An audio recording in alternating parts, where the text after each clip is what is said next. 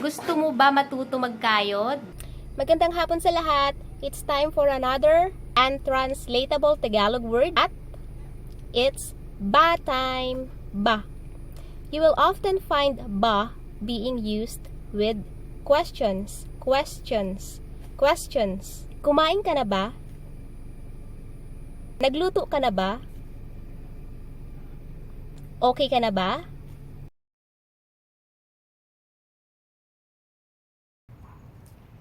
Okay na ba ito? Is it all gone? Wala na? Wala na ba? Tapos na ba? Tapos na ba? Dito mo pa rin ba ilalagay or dyan na? Ang cute naman. Meron pa?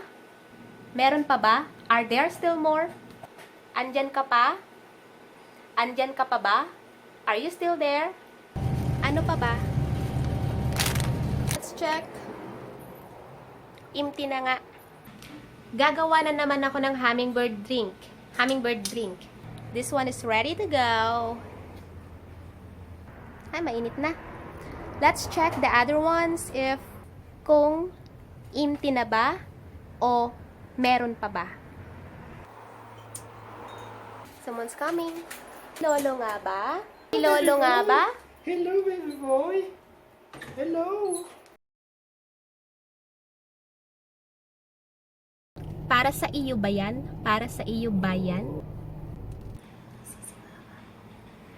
Mama, nagsusulat ka ba ng love letter?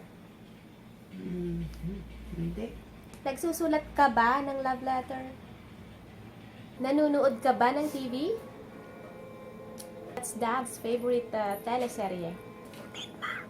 Kumakain ba sila? Kumakain ba sila? Nag-usap ba tayo? Nag-usap ba tayo? Nag-usap ba tayo? I don't remember. Masaya ba si Hiro? Masaya ba si Hiro? Sleepy si Hiro. Gusto mo ba matuto magkayod? Gusto mo ba matuto magkayod, Hiro? Ba is used with the 5W questions. Ano ba? Bakit ba? Sino ba? Kailan ba? Saan ba? And also, ilan ba?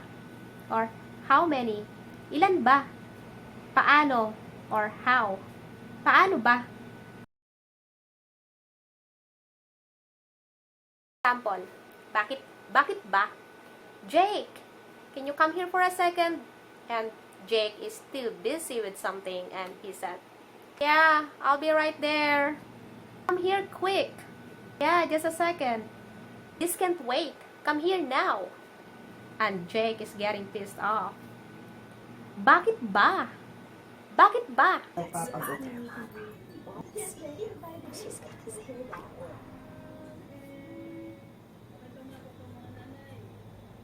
Ano? Nothing?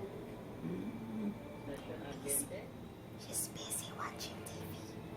You know, like sometimes when I, like do stuff like that or like that, and it's pissing you off, you say, ano ba? Now it's wala, it's not working. Mama knows that the camera is on.